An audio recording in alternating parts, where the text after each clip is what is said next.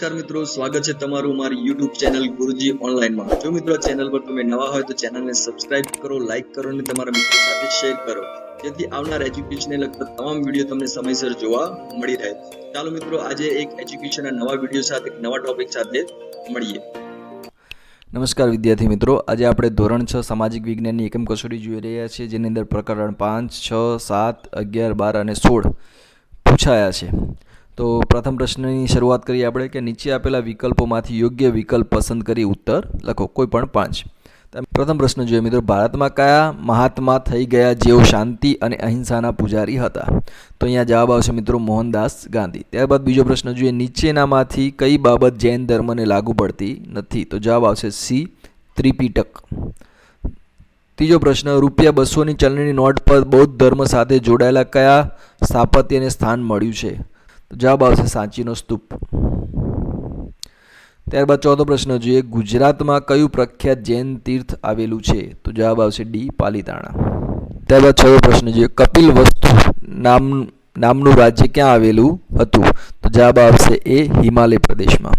ત્યારબાદ છઠ્ઠો પ્રશ્ન જોઈએ, ગૌતમ બુદ્ધનું બાળપણનું નામ શું હતું? તો જવાબ આવશે સિદ્ધાર્થ। ત્યારબાદ સાતમો પ્રશ્ન જોઈએ, સિદ્ધાર્થના ગુરુનું નામ શું હતું? તો જવાબ આવશે બી, આલાર કલામ।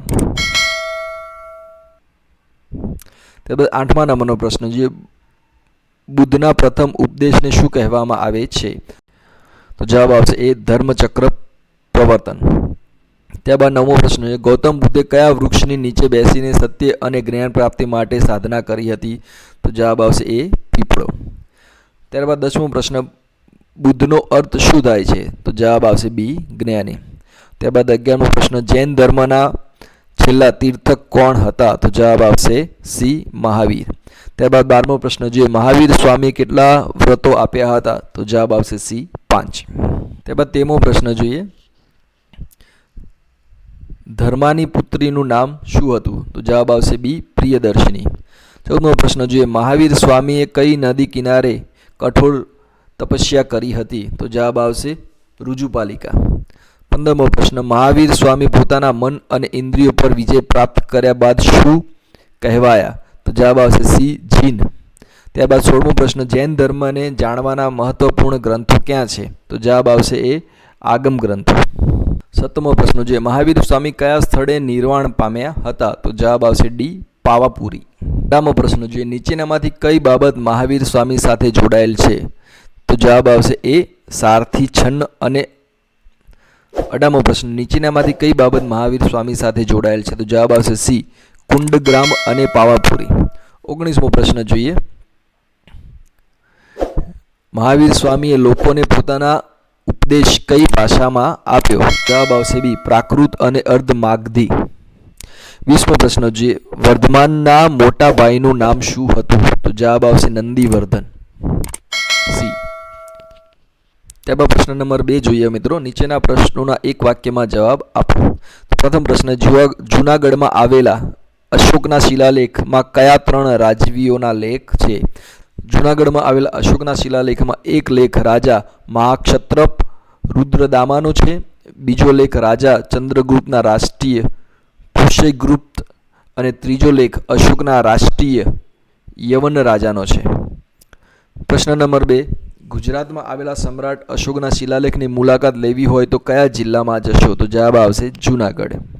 પ્રશ્ન નંબર 3, મૌર્ય યુગમાં બનેલા ગ્રાઉન્ડ ટ્રંક રોડનો વિસ્તાર ક્યાંથી ક્યાં સુધી હતો?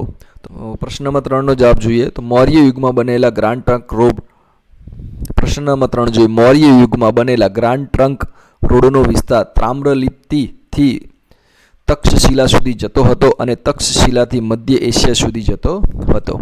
પ્રશ્ન નંબર 4 જોઈએ, સમ્રાટ અશોક બૌદ્ધ ધર્મના કયા કયા સિદ્ધાંતોના પ્રચાર માટે વિશેષ ભાર મૂક્યો હતો? તો પ્રેમ, દયા, કરુણા, અહિંસા, સદાચાર, અનુકંપા જેવા સિદ્ધાંતોના ફેલાવા પર ભાર મૂક્યો હતો।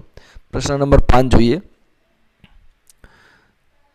સમ્રાટ અશોક બૌદ્ધ ધર્મનો પ્રચાર કયા કયા દેશોમાં કર્યો હતો?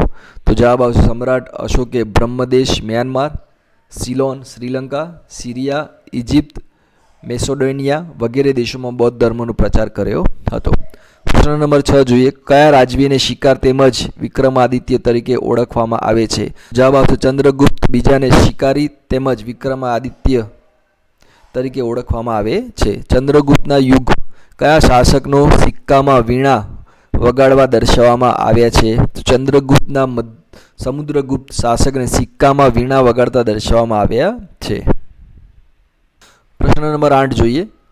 બૃહદ સંહિતા નામનો ગ્રંથ કોણે લખ્યો હતો? તો બૃહદ સંહિતા નામનો ગ્રંથ વહાર મિહિરે લખ્યો હતો.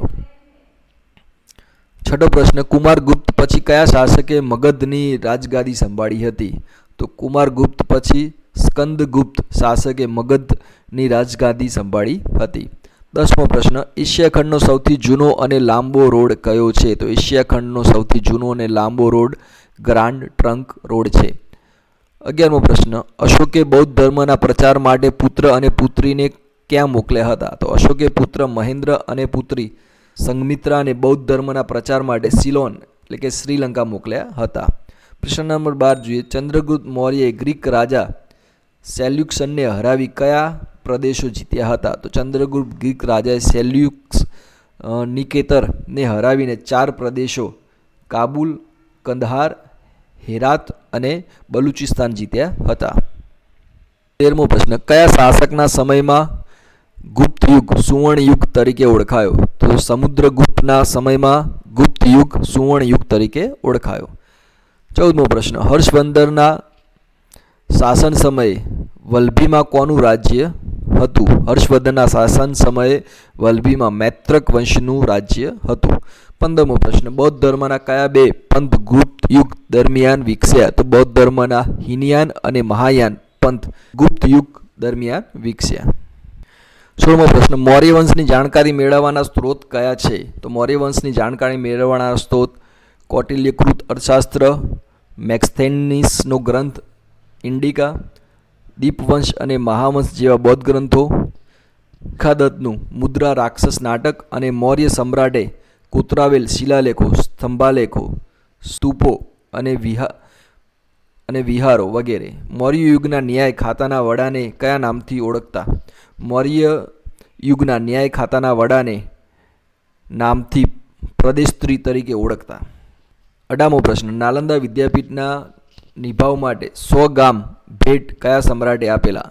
તો નાલંદા વિદ્યાપીઠના નિભાવ માટે 100 ગામ ભેટમાં સમ્રાટ હર્ષવર્ધને આપેલા હતા. 19મો પ્રશ્ન. મહાપ્રતિહાર શબ્દનો અર્થ સમજાવો. જવાબ આવશે ગુપ્ત યુગ દરમિયાન મહેલો અને દ્વારોના રક્ષકોના વડાને મહાપ્રતિહાર કહેવામાં આવતા હતા. 20મો પ્રશ્ન. ગ્રીક રાજા સેલ્યુકસે પોતાની પુત્રી હેલેનાને કયા સમ્રાટ સાથે પરણાવી? તો ગ્રીક રાજા સેલ્યુકસે પોતાની પુત્રી હેલેનાને ચંદ્રગુપ્ત મૌર્ય સાથે પરણાવી હતી. પ્રશ્ન નંબર 3. યોગ્ય શબ્દ વડે નીચેના વિધાનોની ખાલી જગ્યા પૂરો. પ્રશ્ન ખાલી જગ્યા 1. નકશાના મુખ્ય 3 અંગો છે દિશા, પ્રમાણમાપ અને તો જવાબ આવશે રૂઢ સંજ્ઞા. બીજી ખાલી જગ્યા. જો તમે ઉગતા સૂર્ય સામે મુખ રાખીને ઊભા રહો તો તમારો જમણો હાથ ખાલી જગ્યા દિશા તરફ રહે તો જવાબ આવશે દક્ષિણ. ત્રીજી ખાલી જગ્યા. નકશામાં રેલ માર્ગ દર્શાવવા કાળા રંગનો ઉપયોગ થાય છે તો જવાબ આવશે કાળો. ચોથી ખાલી જગ્યા. મેપા મુંડી ખાલી જગ્યા ભાષાનો શબ્દ છે તો જવાબ આવશે લેટિન. પાંચમી ખાલી જગ્યા. નકશામાં આપ પીળા રંગ જુઓ છો તે ખાલી જગ્યા વિગતનો નિર્દેશ કરે છે તો જવાબ આવશે ખેતી વિષયક. છઠ્ઠી ખાલી જગ્યા. ગુજરાતમાં ખાલી જગ્યા વૃત્ત પ્રસાર થાય છે તો જવાબ આવશે કર્ક. સાતમી ખાલી જગ્યા. નકશામાં વાદળી રંગનો ઉપયોગ ખાલી જગ્યા દર્શાવવા માટે થાય છે તો જવાબ આવશે જળ સ્વરૂપ. આઠમી ખાલી જગ્યા. નકશામાં ખેતી દર્શાવવા ખાલી જગ્યા રંગનો ઉપયોગ થાય છે તો જવાબ આવશે પીળા. નવમી ખાલી જગ્યા. ચુંબકના ગુણધર્મના આધારે વિકસાવવામાં આવેલ દિશા દર્શાવતા સાધનને ખાલી જગ્યા કહેવામાં આવે છે તો હોકાયંત્ર. 10મી ખાલી જગ્યા. દક્ષિણ પશ્ચિમની વચ્ચે ખાલી જગ્યા ખૂણો આવેલો છે તો નૈઋત્ય. 11મી ખાલી જગ્યા. ખંડ, દેશ, સ્થાનિક વહીવટતંત્ર તથા દેશની સરહદોની માહિતી આપવા નકશા એ ખાલી જગ્યા પ્રકારના નકશાનું ઉદાહરણ છે તો નાના માપના નકશા. 12મી ખાલી જગ્યા. ભારતનો મુખ્ય ભૂમિખંડનો વિસ્તાર ખાલી જગ્યા ઉત્તર અક્ષાંશથી ખાલી જગ્યા ઉત્તર અક્ષાંશ વચ્ચે આવેલો છે તો 8. 12મી ખાલી જગ્યા. ભારતનો ઉત્તર ભૂમિખંડનો વિસ્તાર 8.4 ઉત્તર અક્ષાંશથી 37.6 ઉત્તર અક્ષાંશ વચ્ચે આવેલો છે. 13મી ખાલી જગ્યા, હિમાલયની પર્વતમાળા ભારતની ખાલી જગ્યા દિશાએ આવેલી છે. તો જવાબ આવશે ઉત્તર. પ્રશ્ન નંબર 4 જોઈએ મિત્રો, જોડકા જોડ. તો અહીંયા જોડકા છે, સામે આપણે જવાબ એના જોડેલા છે. તો સીધો જવાબ જોઈએ આપણે. રોકીજા પર્વતમાળા તો ઉત્તર અમેરિકા, હોસ્ટ પર્વત તો જર્મની, ફ્યુજીયામા તો જાપાન, વિસુવિયસ તો ઇટાલી, અરવલ્લી તો ભારત. ત્યારબાદ બીજા જોડકા જોઈએ. અખાત તો કોઈ પણ જળ વિસ્તાર 3 બાજુથી ભૂમિથી ઘેરાયેલો હોય એને અખાત કહેવામાં આવે છે. ભૂશિર તો ભારતનો લંબાત્મક છેડો જે જળમાર્ગમાં ફેલાયેલો હોય. ટાપુ તો જે ભૂમિ ભાગ ચારે બાજુથી જળ વિસ્તારથી ઘેરાયેલો એને ટાપુ કહેવાય છે. ખીણ પર્વતોની હારમાળા વચ્ચે આવેલ નીચાણવાળો ભાગ. સામુદ્રધુની બે જળ વિસ્તારોને જોડતો સાંકડી જળપટ્ટી. ત્યારબાદ ત્રીજો જોડકો જોઈએ. ગેટ પર્વત તો એન્ટીઝ પર્વતમાળા, ખંડ પર્વત તો સાતપુડા પર્વત, જ્વાળામુખી પર્વત તો ફુજીયામા પર્વત, અવશિષ્ટ પર્વત તો નીલગિરી પર્વત. ત્યારબાદ 1 માર્કનું ખરું ખોટું પૂછાયેલું છે. ઉત્તર પ્રદેશની ટોચ સાંકડા શિખર ધરાવે છે. તો જવાબ આવશે ખોટું. ત્યારબાદ લોક અદાલતનું મહત્વ, ટૂંક નોટ છે 5 માર્કની, કોઈ પણ એક ટૂંક નોટ લખવાની છે મિત્રો. તો લોક અદાલતનું મહત્વ જોઈ લઈએ તો આર્થિક રીતે ગરીબ અને સામાજિક રીતે પછાત વર્ગની વ્યક્તિઓ તથા કુદરતી આપત્તિનો ભોગ બનનાર વ્યક્તિઓ કોઈ પણ કારણસર ન્યાય મેળવવામાં વંચિત ન રહે તે હેતુથી લોક અદાલત સ્થાપવામાં આવે છે. લોક અદાલત એ તકરાર નિવારવા માટેનો શ્રેષ્ઠ વિકલ્પ છે. કોઈની ન હાર ને કોઈની ન જીત તે રીતે લાંબા સમયથી પડતર રહેલા કેસોનો નિકાલ લોક અદાલતમાં કરવામાં આવે છે. તેમાં કેસ દાખલ કરવા માટે પક્ષકારોને કોઈ ખર્ચ કરવાનો હોતો નથી. લોક અદાલતમાં બંને પક્ષોને સંતોષકારક અને સમાધાનકારી રીતે ન્યાય આપવામાં આવે છે. લોક અદાલતનો નિર્ણય બંને પક્ષોને માન્ય રહેતા વિવાદનો અંત આવે છે. બંને પક્ષકારોને ન્યાય મળતા નાણાં અને સમયનો બચાવ થાય છે. ગુજરાતના જિલ્લામાં ગુજરાત કાનૂન સેવા સત્તામંડળ, ગુજરાત હાઈકોર્ટ અમદાવાદ દ્વારા કાયમી લોક અદાલતની સ્થાપના કરવામાં આવી છે. કાયમી લોક અદાલતમાં કેસ દાખલ કરવા માટે કોઈ કાર્યવાહી કરવા માટે કોઈ કોર્ટ ફી ભરવાની હોતી નથી. તો આ રીતે મિત્રો લોક અદાલતનું મહત્ત્વ આપણે લખી શકીએ છીએ. ત્યારબાદ બીજી ટૂંક નોંધ છે ગ્રામ પંચાયતના કાર્યો. તો ગ્રામ પંચાયતના કાર્યો આ પ્રમાણે છે.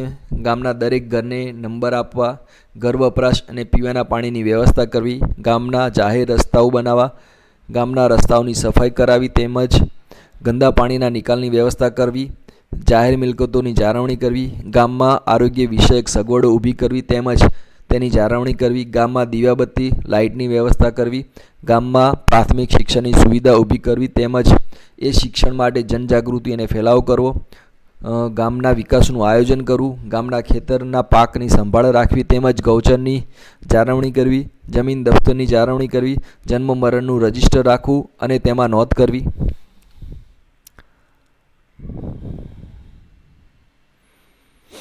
ત્યારબાદ મહાનગરપાલિકાના કાર્યો જોઈએ. તો મહાનગરપાલિકાના મુખ્ય કાર્યો નીચે પ્રમાણે છે. જાહેર સ્વચ્છતા અને જાહેર આરોગ્યની જાળવણી કરવી, શહેરના લોકોને પીવાનું ચોખ્ખું પાણી પૂરું પાડવું, ગંદા પાણીના તેમજ વરસાદના પાણીના નિકાલ માટે ગટર યોજનાની વ્યવસ્થા કરવી, શહેરમાં સફાઈ કરાવી તેમજ ગંદા કચરાનો નિકાલ કરવો, પાકા રસ્તાઓ તૈયાર કરાવવા, સમારવા અને તેને સ્વચ્છ રાખવા, શહેરના રસ્તાઓ પર દીવાબત્તી સ્ટ્રીટ લાઇટની વ્યવસ્થા કરવી, પ્રાથમિક શિક્ષણનો પ્રબંધ કરવો, આગ બુઝાવવા માટેનું તંત્ર ફાયર બ્રિગેડ ઊભું કરવું, જન્મ મરણ તેમજ લગ્નની નોંધણી કરવી, ખાદ્ય સામગ્રીમાં થતી ભેળસેળ અટકાવી, જાહેર દવાખાનાઓ, હોસ્પિટલો, પુસ્તકાલય, ક્રીડાગણો, બાગ બગીચા વગેરે બાંધવા અને તેમનું સંચાલન કરવું. ત્યારબાદ છેલ્લી ટૂંક નોંધ જોઈએ જિલ્લા કલેક્ટરની ભૂમિકા. કલેક્ટર સમગ્ર જિલ્લાના વહીવટ વડા છે. તે જિલ્લાના ન્યાયાધીશ અને ચૂંટણી અધિકારી તરીકેને પણ કામગીરી બજાવે છે. તે જિલ્લા સ્તરે બધા વિભાગોનું કામનું સંકલન અને સંચાલન કરે છે. તે સમગ્ર જિલ્લાના વિકાસ માટે બનાવેલી જિલ્લા યોજના સમિતિના સચિવ તરીકે કામ કરે છે. તે ગ્રામ પંચાયતના સભ્યોની સંખ્યા નક્કી કરે છે. તે ગ્રામ પંચાયતની અનામત બેઠકોની ફાળવણી કરે છે. અનુસૂચિત જાતિ, અનુસૂચિત જનજાતિ, સામાજિક અને શૈક્ષણિક રીતે પછાત વર્ગના લોકો તથા મહિલાઓ માટે સરપંચનો હોદ્દો અનામત રાખવાનો નિર્ણય કલેક્ટર કરે છે. ખરેખર પંચાયતી રાજ્યમાં જિલ્લા કલેક્ટરની ભૂમિકા ખૂબ મહત્ત્વની છે. તો મિત્રો, આજનો વિડીયો આપણે પૂરો થયો છે. આશા રાખે છે કે વિડીયો તમને ગમ્યો હશે. જો વિડીયો ગમ્યો હોય તો લાઇક કરજો, શેર કરજો અને તમારા મિત્રોને સબસ્ક્રાઈબ કરવા માટે કહેજો. આભાર. મળીએ ફરી એક નવા વિડીયોમાં.